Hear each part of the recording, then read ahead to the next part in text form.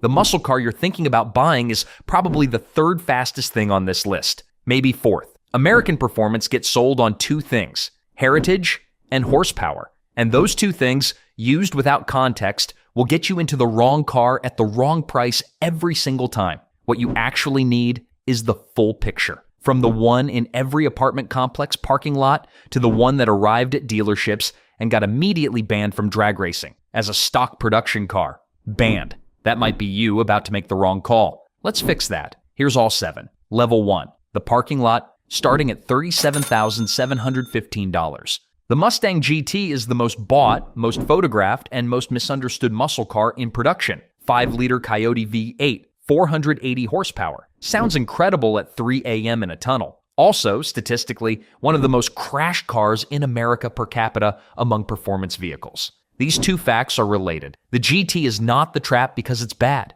It's the trap because people buy it at full sticker and think they've bought a performance car. They've bought a starting point. The S65 Mustang is the best base Mustang Ford has ever made. Genuinely good. But the GT is the floor, not the ceiling. Here's the angle nobody mentions in the showroom. The Mustang GT and the Shelby GT500 share the same basic chassis. You're buying the same structural foundation at $37,000 that underpins a 760 horsepower street weapon. That's either inspiring or infuriating depending on your budget. The buyer here is 28 years old, has watched every Mustang comparison video on YouTube, debated manual versus automatic for 4 months, chose the automatic because the numbers are better, and will tell you this at the track. He is correct and somehow still feels slightly bad about it. Used Play, a 2018 to 2020 Mustang GT Premium with the performance package, runs $28,000 to $33,000 right now. The 5.0 Coyote 5.8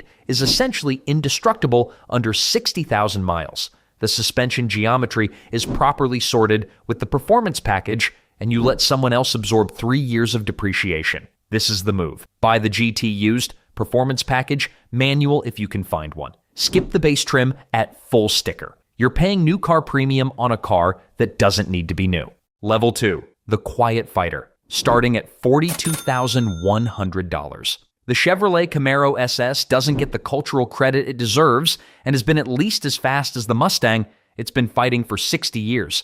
The LT1 6.2-liter V8 makes 455 horsepower, and it's the same engine that powered the C7 Corvette Stingray. Not inspired by, not derived from. The same engine in a car that costs roughly half what the Corvette it shares it with sold for. Nobody talks about this. The 1LE package is where the Camaro SS becomes genuinely serious. Brembo brakes, Multimatic DSSV dampers, a mechanical limited slip, and lap times that make European sports sedans uncomfortable. It is not beautiful. It is effective in a way that doesn't care whether you find it beautiful. The Camaro's outward visibility is so limited that Chevrolet included a rear-view camera not as a convenience feature, but as a functional necessity. You cannot see out of this car. This is fine. You'll know exactly where you're going. Camaro SS. 1LE owner spent 2 weeks running objective comparisons against the Mustang, concluded the Camaro wins in a straight line and handles better through corners. Bought one in shock yellow and will repeat this analysis to anyone within earshot. The analysis is correct. Used Play. A 2019 to 2022 Camaro SS 1LE runs $32,000 to $39,000 on the used market. Buyers frequently misprice these as base SS models because they don't recognize what the 1LE package adds. That's your advantage. Know what you're looking at. The Camaro is being discontinued after the 2024 model year with no confirmed ICE replacement. A 2024 Camaro SS1LE is not a lease. It's a limited production document. Buy it accordingly. Level 3, the American Anomaly, starting at $52,390. Nobody outside of Dodge forums talks enough about what the Challenger Scat Pack actually is. 392 cubic inches, 6.4 liters, 485 naturally aspirated horsepower from an engine that has been refined for so long it borders on mechanical honesty. A factory quarter-mile time around 12.4 seconds on street tires. No supercharger, no turbocharger. Pure displacement and the laws of physics.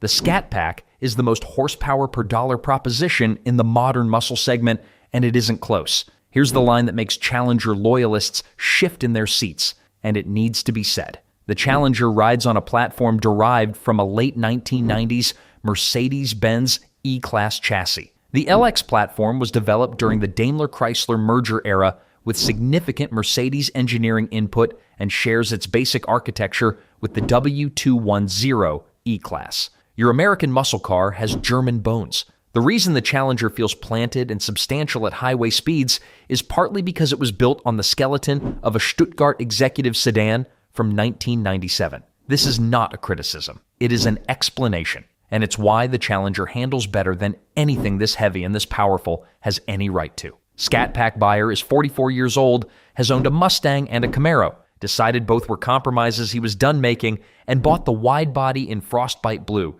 because it looks like something that shouldn't be street legal, has strong opinions about the direction of the auto industry, and expresses them entirely through purchase decisions. Used Play. A 2020 to 2022 Challenger Scat Pack Widebody runs $38,000 to $46,000 CPO. The Widebody is a factory aero package, not an aftermarket add-on, and these are frequently priced the same as narrow-body models by sellers who don't understand the distinction. Know the difference. Buy the Scat Pack Widebody used. It is the correct answer for anyone who wants genuine, naturally aspirated performance without paying supercharger prices. Level 4. The name that costs extra. Starting at $74,095, Carroll Shelby built the original GT500 in 1967 with a 428 cubic inch V8, making somewhere around 355 horsepower, conservatively rated, as was common then. It was the fastest production Ford of its era. The 2020 to 2024 Shelby GT500 makes 760 horsepower from a supercharged 5.2-liter flat-plane crank V8 called the Predator. It is the most powerful production Ford ever built. Shelby passed away in 2012. He would have loved this car and been genuinely unsettled by it. The internet consistently misrepresents one thing about the modern GT500. People call it a driver's car. It is not. There is no manual transmission available. Ford and Shelby determined the only gearbox capable of handling 760 horsepower reliably was a 7-speed dual-clutch automatic. The GT500 is devastatingly fast in a straight line and genuinely capable through corners. It is a precision weapon, not a tactile experience. Those are different things. Know which one you want before you spend $74,000. GT500 buyer is 42 years old. Had a poster of the 67 on the wall in college. Put a deposit down the week Ford made the announcement. Has 4,200 miles on it 3 years later. That is a car being driven, not stored. That's the right decision. Used Play. A 2020 to 2022 GT500 with under 6,000 miles runs $68,000 to $84,000. Many were purchased as collector pieces and have barely turned a wheel. The used market is stocked with low-mileage examples that were never driven the way Ford built them to be driven. You can correct that. If you want the most powerful nameplate in Ford's history, buy one used and understand what Carroll Shelby actually built. Then drive it like he would have. Level 5. The key fob you don't know about. Starting at $69,650, original, now discontinued. In 2015, Dodge released a 707 horsepower production V8 muscle car, made it available to anyone with approved financing, and priced it under a loaded BMW 5 Series. The automotive industry genuinely did not know how to respond. The Hellcat, the Challenger S RRT Hellcat, ran the supercharged 6.2-liter Hemi at a number that had previously only existed in custom builds and purpose-built race cars. 707 horsepower, stock, with a full manufacturer warranty. But here's what doesn't get enough attention. Dodge shipped every single Hellcat with 2 key fobs, one black, one red. The black key gives you 707 horsepower. The red key limits the car to 500 horsepower. For valet drivers, for nervous passengers, for anyone who shouldn't be trusted with the full number. Bro. Dodge built a power limiter into a keychain and shipped it in the glove box. Most owners didn't read the manual closely enough to realize what the red key actually did for the first several months of ownership. Some insurance carriers stopped writing new Hellcat policies in certain markets entirely. When your car's insurability becomes a regional news story, you've built something that matters. Hellcat buyer told his wife it was basically the same as the Scat pack, just a little more power. He said this with complete confidence. She looked it up that night. They still have the car. Used play, a 2019 to 2021 Challenger SRT. Hellcat runs $42,000 to $56,000 on the used market right now. Hellcat depreciation has been significant and the supply is deep. This is the best value play in the segment. 707 supercharged horsepower for under $50,000 used is an opportunity that should not exist in 2024. It does. Use it. Level 6.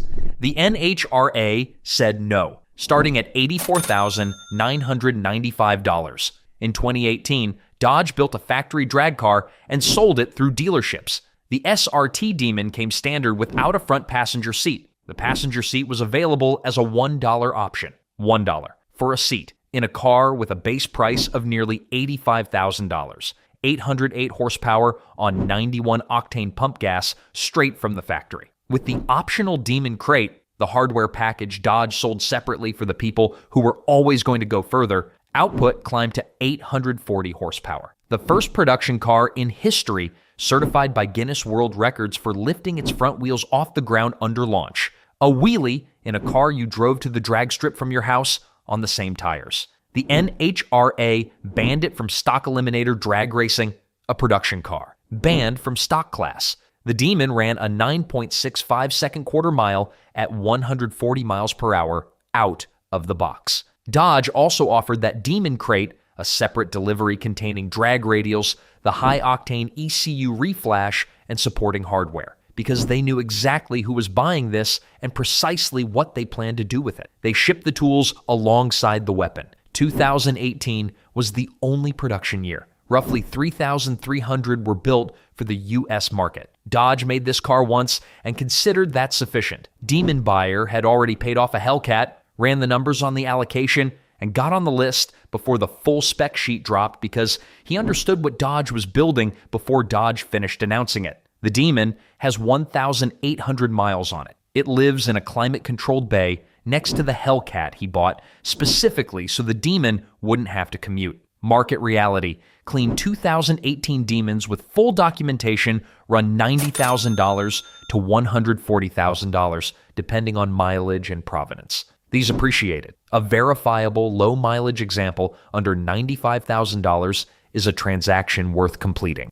Level 7. The Funeral. Starting at $96,666, Dodge chose that number deliberately. $96,666. Some say it mirrors the car's target, 9.666 second quarter mile time. Dodge has never confirmed this. The ambiguity is the point. The 2023 Challenger SRT Demon 170 makes 1,025 horsepower on E85 ethanol, 1,025 horsepower from a factory production car with a full warranty. Bruh. Using the 1-foot rollout measurement that every sanctioned drag strip in America uses, the Demon 170 recorded a 0 to 60 time of 1.66 seconds. At its launch, using the same 1-foot rollout standard, that figure had not appeared on a production car spec sheet from any manufacturer at any price point. Porsche, Ferrari, McLaren, Bugatti, the Demon 170 posted a number that left the contemporary supercar field looking for context it didn't have. The most important thing about this car has nothing to do with horsepower. In 2022, Dodge announced the end of the Challenger and Charger internal combustion engine lineup. No replacement V8 confirmed. The next Charger is an electric vehicle. Dodge responded by spending its final year building the most powerful factory production American muscle car ever built. A 1,025 horsepower goodbye to an era that started with a 1964 Pontiac GTO in a Detroit boardroom and ended here in a quarter mile with a car that lifted its front wheels and didn't look back. Mopar people know exactly what this car represents. They felt it the day the announcement came. This level is for them. Demon 170 buyer understood what the announcement meant the day Dodge made it. Put a deposit down that afternoon, has opinions about where the industry is headed, expresses them at family dinners without being asked, and is not wrong about any of it. These are not depreciating. A clean Demon 170 with under 2,000 miles is already trading at or above original MSRP. If you find a documented example at Sticker, that decision makes itself.